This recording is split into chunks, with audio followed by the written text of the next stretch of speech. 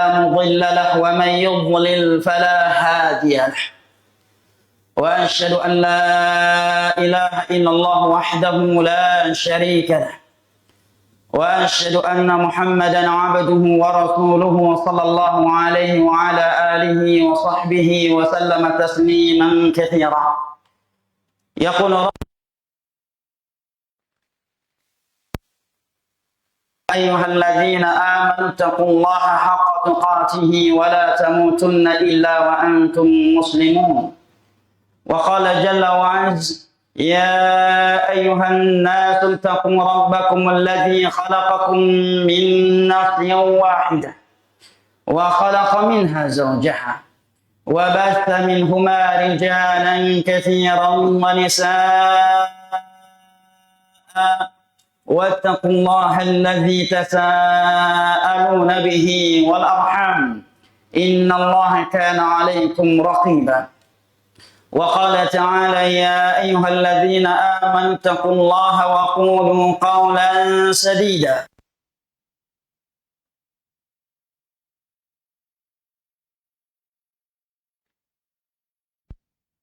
فاز فوزا عظيما أما بعد فإن أصدق الحديث كلام الله وخير الهدي هدي محمد صلى الله عليه وسلم وشر الأمور محدثاتها فإن كل محدثة بدعة وكل بدعة ضلالة وكل ضلالة في النار أعاذني الله وإياكم من النار أيها الناس عباد الله sidang salat Jumat rahimani Allah wa iyyakum mubarak fikum. Sungguh tiada yang lebih mempereratkan persaudaraan dan persahabatan di antara kita selain dari at-tawasi bil haqq wa tawasi bis sabr di antara kita. Dan di atas hal inilah kita saling berloyalitas di antara kita kaum mukminin. Allah Jalla wa Ala berfirman wal mu'minuna wal mu'minatu ba'duhum awliya'u ba'd ya'muruna bil ma'ruf wa yanhauna 'anil munkar. Kaum mukminin dan kaum mukminat itu saling berloyalitas di antara mereka. Apa buktinya mereka adalah orang-orang yang saling berloyalitas di antara mereka?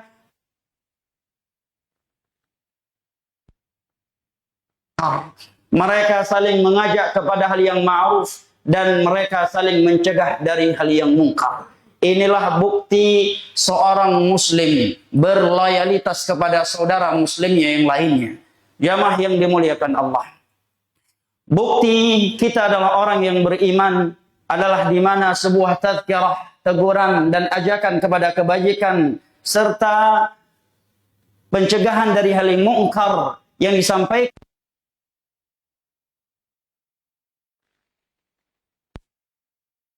man wadzakir fa inna dzikra tanfa'ul mu'minin. Oleh karenanya seorang mukmin yang bertakwa dan mengenal Allah Jalla wa Ala dan memahami agamanya dan pemahaman yang benar, dia tidak akan pernah tersinggung, marah dan murka tatkala ia diberikan nasihat-nasihat yang bermanfaat di dalam agama ini. Dia disuruh kepada hal yang ma'ruf dan dicegah dari hal yang mungkar. Tiada kalimat yang keluar dari mulutnya kecuali jazakallahu khairal jaza, dan terkhusus apabila yang menasihatinya itu adalah guru-guru agamanya. Nabi kita sallallahu alaihi wasallam seorang nabi dan rasul, dan sungguh tiada yang lebih bertakwa kepada Allah Jalla wa Ala di atas permukaan bumi ini semenjak Allah Jalla wa Ala menciptakan dunia dan akhirat. Tidak ada yang lebih bertakwa daripada beliau. Bersamaan dengan itu, kepada beliaulah Allah menurunkan firman-Nya di ayat yang pertama dari surat Al-Ahzab, ya ayyuhan nabiyyu taqillah. Tetapi Nabi SAW tidak tersinggung dan tidak marah kepada malaikat Jibril alaihissalam yang membawa dan membacakan firman Allah Jalla wa'ala tersebut kepada beliau. Tidak lantas beliau berkata, wahai Jibril, apakah aku selama ini masih kurang bertakwa kepada Allah?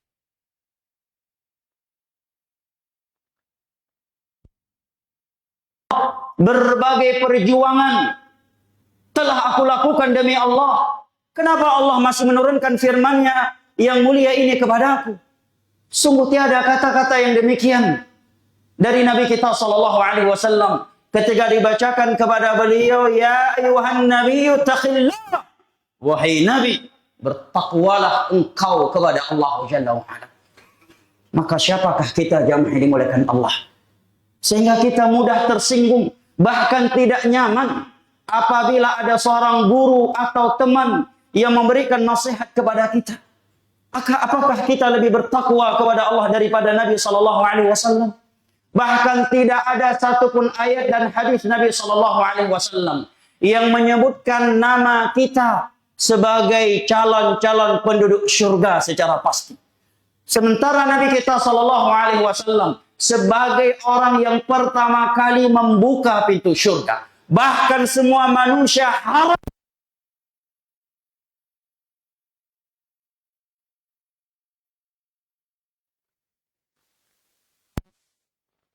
Ya ayyuhan nabiyyu taqillah. Wahai Nabi, bertakwalah engkau kepada Allah Jalla wa'ala.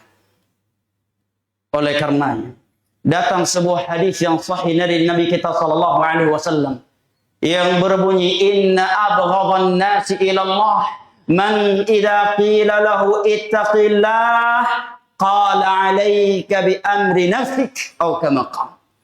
Merupakan manusia yang paling dimurkai oleh Allah adalah mereka yang tatkala dikatakan kepadanya bertakwalah engkau kepada Allah, kemudian dia menjawab, urus saja dirimu sendiri.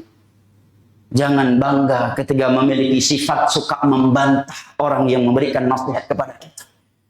Justru semestinya kita menangis dan memohon kepada Allah agar melembutkan hati kita.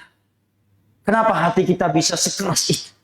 Marah, tersinggung, bahkan kita membantah orang yang memberikan nasihat kepada kita untuk bertakwa kepada Allah. Sekeras itukah hati kita?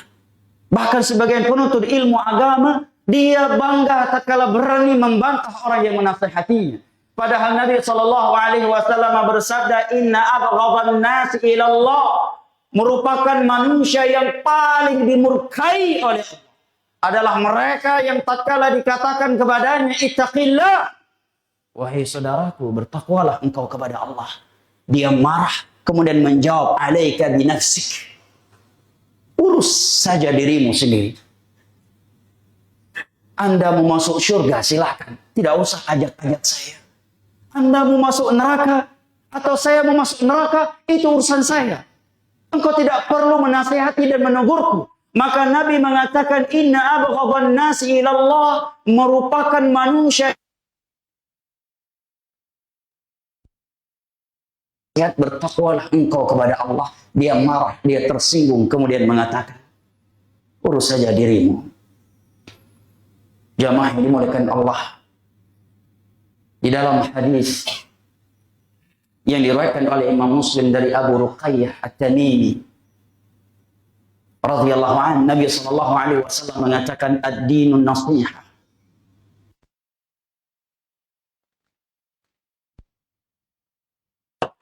Agama adalah mencintai nasihat. Mencintai nasihat dengan menyampaikannya kepada orang lain dan menerimanya dari orang lain kepada kita. Maka ibadallah tullabul ilm, pada kesempatan khutbah Jumat hari ini, izinkan ana menyampaikan beberapa nasihat yang ana tujukan kepada diri ana yang pertama kali dan kepada antum semua tullabul ilm, wasiyat Rasulullah yang sallallahu alaihi wasallam yang ana cintai karena Allah. Mimma natawasa bihi tullabul ilm, di antara hal yang seyogyanya kita saling nasihat menasihati di antara kita sebagai kepada Allah atas nikmat menuntut ilmu yang Allah anugerahkan kepada kita. Betapa banyak manusia yang tidak diberikan anugerah nikmat menuntut ilmu agama, jamaah yang dimuliakan Allah. Di dalam sebuah hadis yang diriwayatkan oleh Imam Muslim dari Abu Hurairah radhiyallahu anhu, Nabi bersabda, wa man salaka tariqan yaltamisu fihi ilma sahalallahu lahu bihi tariqan ila al-jannah. Barang siapa yang menempuh sebuah perjalanan dalam rangka menuntut ilmu agama, niscaya Allah akan mudahkan baginya jalan menuju syurga.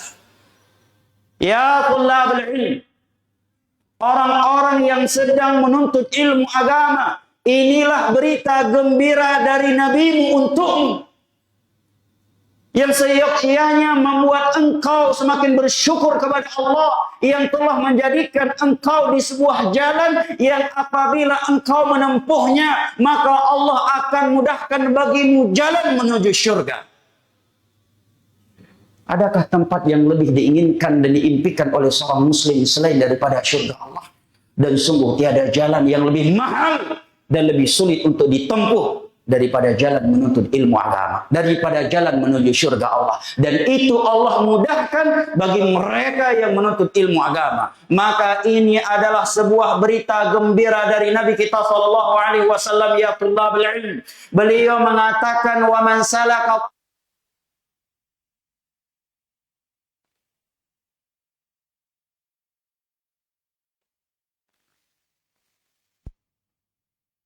niscaya Allah akan mudahkan baginya jalan menuju syurga.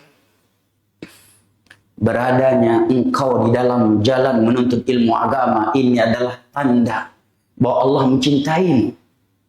Semestinya kita bersyukur, bangga, bahagia melewati hari-hari di dalam menuntut ilmu agama. Bukan seakan-akan justru kecewa dan menyesal kenapa terlalu cepat menuntut ilmu agama. Menyesal terlalu cepat menuntut ilmu agama, itu maknanya menyesal terlalu cepat dicintai oleh Allah Jalla wa'ala. Karena di dalam hadis yang diriwayatkan oleh Imam Al-Bukhari dari Muawiyah ibnu Abi Sufyan radhiyallahu anhu, Nabi sallallahu alaihi wasallam bersabda, "Man yuridillahu bihi khairan yufaqihu fid din." Barang siapa yang Allah inginkan kebaikan baginya, maka Allah akan fahamkan dia ilmu agama ini. Al-Hafidh Ibnu Hajar Al-Asqalani ketika mensyarah hadis ini dalam Fathul Bari mengatakan, faman utiyal ilm faqad utiyal khaira kullahu wa man hurimahu fahuwal mahrum, atau kama. Barang siapa yang diberikan ilmu agama, maka sungguh dia telah diberikan sumber segala kebaikan.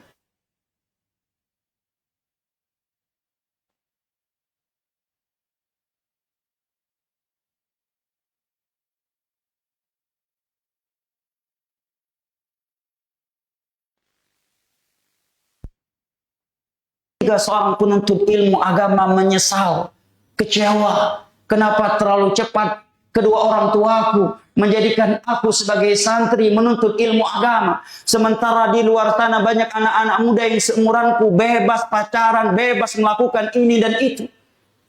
Ini maknanya dia menyesal dan kecewa terlalu cepat dicintai oleh Allah. Menyesal terlalu cepat menuntut ilmu agama sejatinya adalah menyesal terlalu cepat dicintai oleh Allah. Semestinya kita bersyukur. Tatkala Allah Jalla wa'ala telah menjaga dan memelihara kita dengan ketaatan kepadanya dan menjauhkan kita dari maksiat kepadanya sejak dini, semenjak kita masih muda. Nabi sallallahu alaihi wasallam bersabda, ajiballah min syabin laysat lahu sabwah. Allah sangat kagum kepada seorang pemuda yang semenjak masa mudanya dia sudah mampu mengontrol hawa nafsunya. Di saat sebagian para pemuda jatuh ke dalam zina, menjadi kaum LGBT, jatuh ke dalam khamar, judi online, dan berbagai maksiat lainnya, Allah memilih engkau dari sekelintir kecil penuntut ilmu agama yang Allah kagumi. Yang Nabi katakan, ajiballah min syabin laysat lahu sabwah. Allah sangat kagum.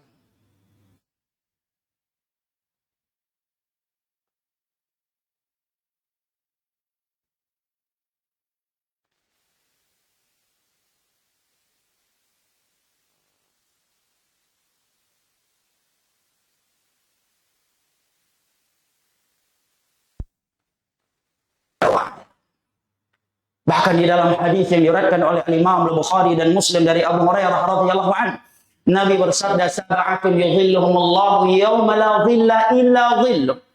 Ada 7 golongan yang kelak akan dinaungi oleh Allah Jalla wa'ala di bawah naungannya pada hari yang tiada naungan kecuali hanya naungannya. Maka di antara mereka Nabi sebutkan adalah syabun nasya'a fi ibadati rabbih. Ada seorang pemuda di mana semenjak masa mudanya dia sudah terbiasa taat kepada Allah Jalla wa'ala. Seorang ulama tabi'in yang bernama Ayyub As-Sikhtiyani rahimahullah. Beliau pernah mengatakan, min sa'adatil hadath an yuwaffiqahu Allah li'alimi sunni fi awwali amrih. Bukti tanda masa depan seorang pemuda itu akan cemerlang, akan baik adalah tatkala Allah Jalla wa'ala memberikan taufiknya kepada dia untuk menuntut ilmu agama kepada alim sunnah semenjak dia masih muda. Ini tanda bahwa masa depannya akan cemerlang. Masa depannya akan gemilang. Masa depannya akan baik. Ketika seorang pemuda datang kepada Abu Sa'id Al-Khudri radhiyallahu anhu, dan dia seorang penuntut ilmu agama, maka Abu Sa'id mengatakan, marhaban biwasiyati Rasulillah sallallahu alaihi wasallam. Selamat datang wahai orang-orang yang telah diwasiatkan oleh Rasulullah sallallahu alaihi wasallam kepada umat ini. Abu Sa'id Al-Khudri menamakan penuntut ilmu agama sebagai wasiat engkau wahai talibul ilm di sisi Allah Jalla wa'ala dan di dalam Islam ini. Maka bukankah sudah sepatutnya kita bersyukur kepada Allah Jalla wa'ala yang telah menjadikan kita sebagai wasiatnya Rasulullah sallallahu alaihi wasallam menjadi penuntut ilmu agama, berada di sebuah jalan yang karena jalan yang kita tempuh tersebut Allah mudahkan bagi kita jalan menuju syurga. Tidak seharusnya kita bersyukur kepada Allah Jalla wa'ala yang telah menjadikan kita sebagai penuntut ilmu agama, di mana kata Nabi, wa tad'ul malaikatu ajnataha li talibi ilmin ridwan bima yaqlub. Para malaikat saja meletakkan sayap-sayap mereka kepada para penuntut ilmu agama karena cinta kepada ilmu yang sedang mereka tuntut. Tsaniyan, hal kedua yang seyogyanya kita saling menasihati di antara kita sebagai thulabul ilm adalah untuk selalu ikhlas di dalam menuntut ilmu agama. Karena jamaah yang dimuliakan Allah, sungguh sia-sia ibadah yang begitu banyak dan begitu besar. Ibadah-ibadah begitu besar, begitu banyak yang kita lakukan selama menuntut ilmu agama, tetapi kita melakukannya hanya karena terpaksa. Bukan ikhlas karena Allah Jalla wa'ala.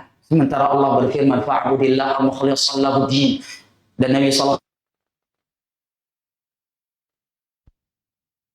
alaihi wasallam di dalam hadis yang diriwayatkan oleh Imam Abu Dawud, Nabi sallallahu alaihi wasallam mengingatkan mereka yang sedang menuntut ilmu agama. Nabi mengatakan, wa man salak tariqan yaltamisu fihi ilma la yubtagha bihi illa wajhullah yabtaghi bihi 'aradan yatlubuhu liyabtaghiya bihi 'aradan minad dunya aw liyusiba bihi 'aradan minad dunya illa haramallahu 'alaihi harafal jannah. Barang siapa yang menuntut ilmu agama, semestinya dia mengharapkan wajah Allah dengan menuntut ilmu agama. Ini dia menuntutnya demi memperoleh nilai-nilai dunia, ketokohan, popularitas, kedudukan, ataukah yang lainnya. Apa ancaman dari Nabi kepada seorang penuntut ilmu agama yang menuntut ilmu agama karena dunia? Nabi katakan, haramallahu alaihi arfal jannah. Allah haramkan untuknya bau syurga. Merupakan sebuah hadis yang membuat para ulama ketakutan. Bahkan Abu Hurairah pernah jatuh pingsan. Adalah hadis yang diriwayatkan oleh Imam Muslim dari Abu Hurairah radhiyallahu anhu, di mana Nabi sallallahu alaihi wasallam bersabda, inna awwalan nasi tusa'iru bihimun nar yaumal qiyamah thalath. Manusia yang pertama kali diseret dengan wajahnya ke tanah kemudian dilemparkan ke dalam neraka pada hari kiamat kelak, salasah, ada 3 golongan manusia. Siapakah mereka jemaah? Apakah para pemabuk, peminum khamr, penzina, koruptor, para pembunuh? Bukan. Satu dari tiga golongan tersebut adalah yang Nabi katakan, man ta'allama al-ilma wa 'allama, adalah orang yang sehari-harinya selalu belajar ilmu agama dan mengajarkan. Umurnya dia habiskan untuk belajar dan mengajarkan ilmu agama. Tetapi dia melakukannya karena ria. Dia melakukannya karena Allah, tetapi juga ingin mendapatkan pujian dan sanjungan di hadapan manusia. Di hari kiamat dia dihisab oleh Allah. Ketika Allah mengaudit seluruh nikmat yang telah Allah berikan kepadanya, Allah bertanya kepadanya, apa yang telah engkau lakukan untukku dengan nikmat-nikmat tersebut?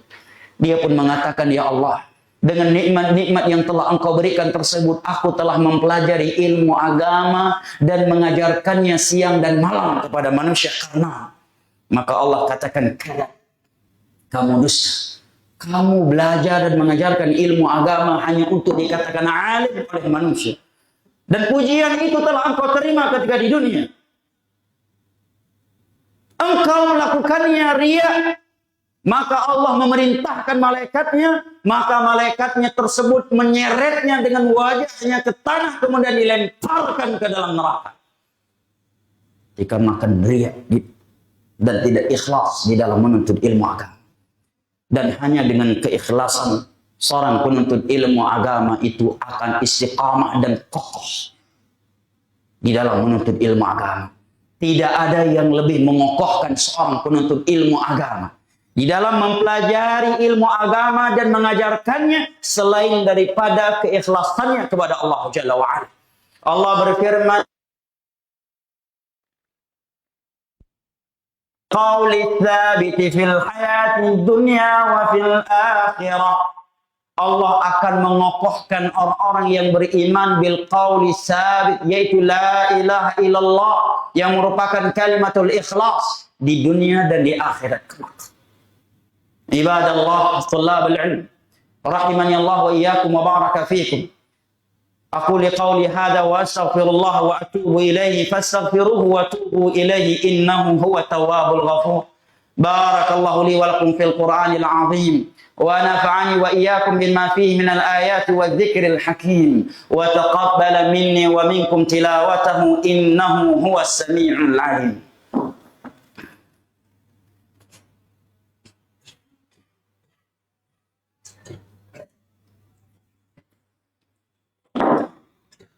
الحمد لله الذي أرسل رسوله بالهدى ودين الحق ليظهره على الدين كله ولو كره الكافرون وأشهد أن لا إله إلا الله وحده لا شريك له إقرارا به وتوحيدا وأشهد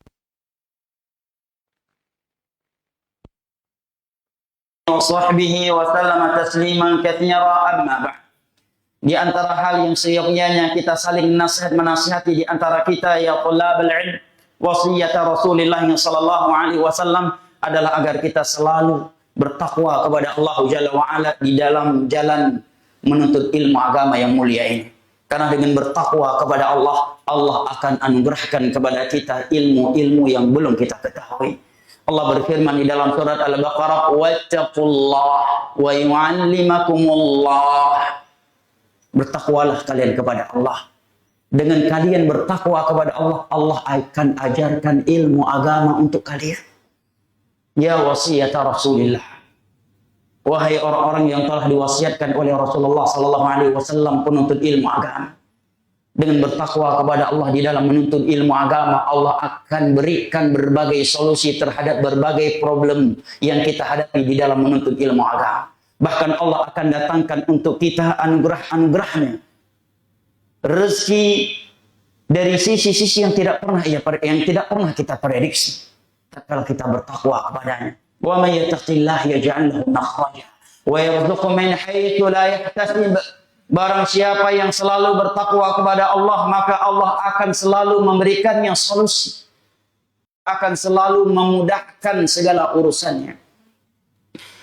Seorang penuntut ilmu agama yang bertakwa kepada Allah Dia akan disiplin, dia akan bersungguh-sungguh di dalam menuntut ilmu agama dan mengamalkannya meskipun mungkin aturan tidak menekannya. Dia tetap akan bangun salat malam untuk menghadap sang penciptanya walaupun mungkin senior atau guru atau pengurus pondoknya tidak membangunkannya. Karena ibadah yang dia lakukan adalah sebagai takwa dari dia kepada Allah. Seorang penuntut ilmu agama yang bertakwa kepada Allah, dia tidak akan mencuri barang kawan-kawannya. Seorang penuntut ilmu agama yang bertakwa kepada Allah, dia tidak akan menggibai gurunya yang telah berjasa dengan kepadanya, yang telah mengajarkan kepadanya ilmu agama yang lebih mahal daripada dunia beserta isinya. Seorang penuntut ilmu agama yang bertakwa kepada Allah, dia tidak akan membuli kawan-kawannya. Dia tidak akan membuli juniornya. Seorang penuntut ilmu agama yang bertakwa kepada Allah Jalla wa'ala, dia tidak akan melanggar aturan-aturan tempat dia menuntut ilmu agama yang telah ia sepakati. Ibadallah, wasiat Rasulullah sallallahu alaihi wasallam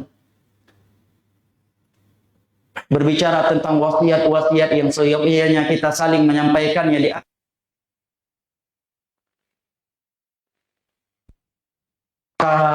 tentunya waktu singkat yang seperti ini tidak memadainya. Namun mudah-mudahan apa yang telah kita simak dari sebagian wasiat-wasiat yang seringkali diutarakan oleh para ulama kita kepada para penuntut ilmu agama yang telah kita sampaikan di atas, mudah-mudahan bermanfaat dan membekas kepada kita semua dan khususnya kepada diri ana pribadi yang juga sebagai penuntut ilmu agama. Ikhwanil kiram wa ikhwanil kiram rahimani Allah wa iyyakum wa baraka fikum. يقول ربنا جل وعلا في كتابه الكريم إن الله وملائكته يصلون على النبي يا أيها الذين آمنوا صلوا عليه وسلموا تسليما اللهم اغفر للمسلمين والمسلمات الأحياء منهم والأموات اللهم أرنا الحق حقا وارزقنا اتباعه وأرنا الباطل باطلا وارزقنا اجتنابه ربنا لا تزغ قلوبنا بعد إذ هديتنا وهب لنا من لدنك رحمة إنك أنت الوهاب اللهم آت نفوسنا تقواها وزكها أنت خير من زكاها أنت وليها ومولاها اللهم مقلب القلوب ثبت قلوبنا على دينك اللهم انصر المسلمين والمسلمات المستضعفين والمستضعفات في كل مكان وفي فلسطين اللهم انصرهم على أعدائهم أعدائك أعداء الدين اللهم اشف مرضاهم وارحم موتاهم وأطعم جوعاهم واجبر كسيرهم